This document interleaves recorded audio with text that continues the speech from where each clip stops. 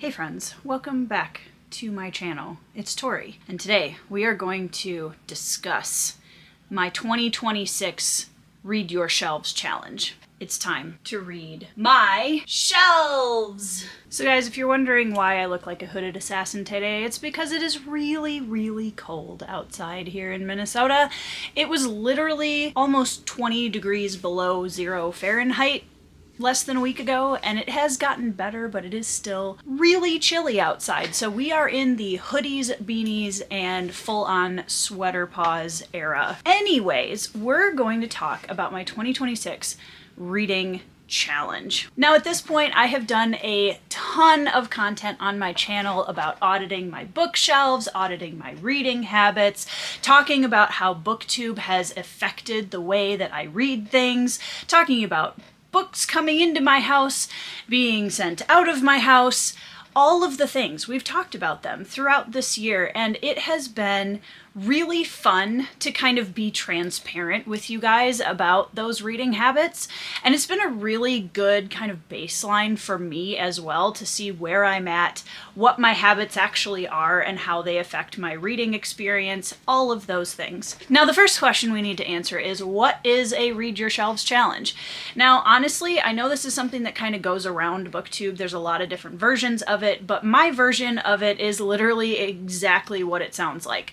My goal is to get through the books on my bookshelves. I have done library cataloging this year, which was actually really fun. I know some of you guys are like, oh my gosh, that sounds super stressful. I actually love it. I love seeing information about my reading habits, and I love seeing information about my library and the books on my shelves. It makes me really giddy and happy, and I don't have an explanation for that other than it's fun. That's it. That's all I got. The last couple of years, I have done some versions of the Read Your Shelves challenge with friends and accountability partners, and kind of starting to utilize different things like reading journals and the spreadsheets and all of that. But it's been more of a dalliance, right? We've been kind of casually flirting with the Read Your Shelves challenge instead of taking it really hardcore seriously like I want to do coming into 2026. Now, before I get too far into this, I realize that there are some of you out there in my audience who are mood readers, or you just are not interested in adding a lot of data and logistics to your reading experience, and that's completely fine. I love this kind of stuff. So if this sort of challenge or all of the data makes you feel stressed out, do not feel like I am trying to suggest you too should include this in your reading experience.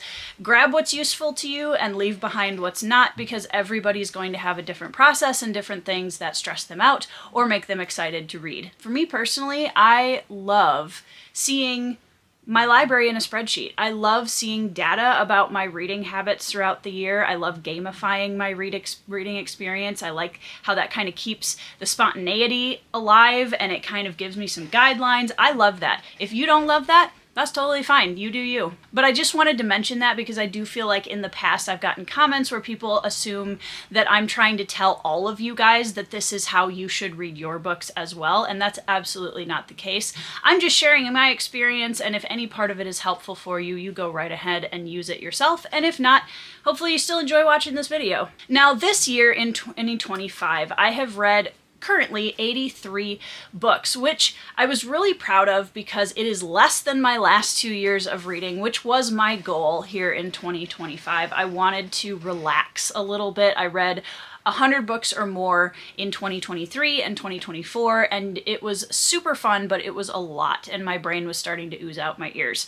So in 2025, I decided I wanted to lower that number a little bit, and I have achieved that, and it feels amazing. I have had a great time with the number of books that I've read this year, and I think we're going to kind of keep that 80-ish, 75 to 80-ish books going into 2026, because that feels like a very manageable, not stressful number where I don't feel like I'm pushing to read books. So yeah, that went really well this last year. And the other thing that I really appreciated was cataloging my library in 2025. I also became a little bit more mindful and thoughtful about the books that I was bringing into the house. I wasn't just trying to build the library. And I feel like I'm at a point now where I am really ready to do a hardcore version of a reading challenge here in 2026, and I'm so pumped about it. So let's go over the current status of my TBR, shall we? I have no excuses or regrets. That's all I will say about that. My current library, as cataloged in my spreadsheet that you can see here on the screen, is now officially over 1,000 books. Now this is across all formats, so you're looking at audiobooks, ebooks, physical reads, but my physical shelves are probably a good 700 of that 1,000. Out of that 1,000, I have read about just under 400 of them, and that leaves me with like, I don't know, 620, I think was my latest count of unread books across all my formats. That's a lot of books, you guys. That's a lot of books. And I recognize that that's a lot of books. However, I am also incredibly proud of the fact that I have read 40% almost of my current library. And obviously in my spreadsheet, I'm not counting. There are several shelves in my house that belong to my kids, or they're just like family, bookshelves that I actually don't have in my spreadsheet. So it is very, very likely that amongst all of my family members, we have a physical library of over 1,000 books, which is actually kind of cool. I'm sort of proud of that. Now here's some more information that I found really interesting. This year I've had over 170 books hauled into my house.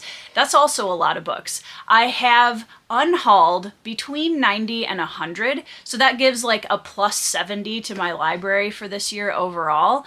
And I've also read probably an extra 50 beyond what I unhauled that I kept on my shelves. So honestly, it's not as bad as it looks on first glance, but one of the things that I'm going to be doing in 2025 is making sure that my buying limit is set at the beginning of the year. I'm giving myself a hard number limit of books that I can bring into my library in 2026, and I'm actually super excited about that. And I've even gamified it, you guys, because why not? So in my reading bullet journal for 2026, you can go watch my setup of that up here in the cards if you'd like to see the rest of it.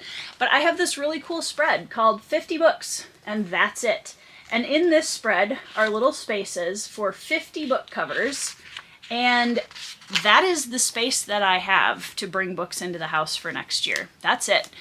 And I'm really excited about it. I honestly don't want to say that I'm trying to make myself more thoughtful about the books that I'm bringing into the house, because I do feel like I only buy books that I am genuinely really excited to read. But I also think that as a more impulsive person, especially when it comes to books, I think having that mental image of that 50 book limit in my head next year is actually going to make it really easy for me to resist some of my more impulsive buys and hopefully turn me towards really focusing on the books that I want to bring into my house that are for challenges, that are of authors that I already know and love, of authors that I personally know I want to read, more indie. So I just think that that by itself is going to be a really fabulous part of my Read Your Shelves challenge for next year that I'm really excited about. And the other thing is, my goal for next year is to read more books than I buy, because that's something that I haven't done since starting a BookTube channel. And if you look at my trajectory from 2020 to 2025 in terms of my library growth, you can tell when I started a BookTube channel. And a lot of that is just when you're in a book community like we are, it is so easy to jump on all of these amazing reading opportunities. There's so many good books out there, and people are so good at pitching them just the right way. And especially when you have friends who know your reading taste, the recommendations just keep flowing in. So it is really easy to gather a lot of new reads, and it quickly outpaces what you're able to read in a year. At least it is for me. So that's something that I want to change. I want to change that graph this next year, and I'm super excited about watching that happen and seeing this graph level out a lot in 2026. Now, I've been showing you bits and pieces of this spreadsheet that I use for all of my library cataloging and keeping track of what I'm reading when and all of my stats.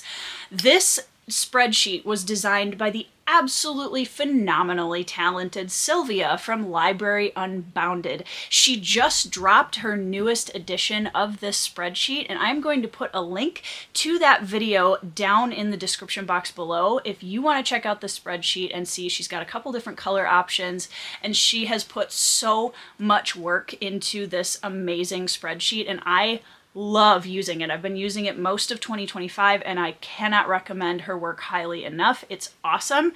So definitely go check that out if you are interested in checking out a new reading spreadsheet and keeping track of your library and your monthly reads. Another thing I want to focus on for the challenge next year is finishing and continuing series. I know a lot of us, especially in the fantasy community, have a massive problem with this. Shout out to all of my amazing readers who actually like binge or finish series in a timely fashion, because I have really struggled with that the last couple of years, because I'm so excited to try new authors, new series, new work, that I kind of forget to go back to the series that I have already started and loved. And that is something I want to remedy a lot in 2026. So this year, in 2025, I have only finished 2 series, you guys.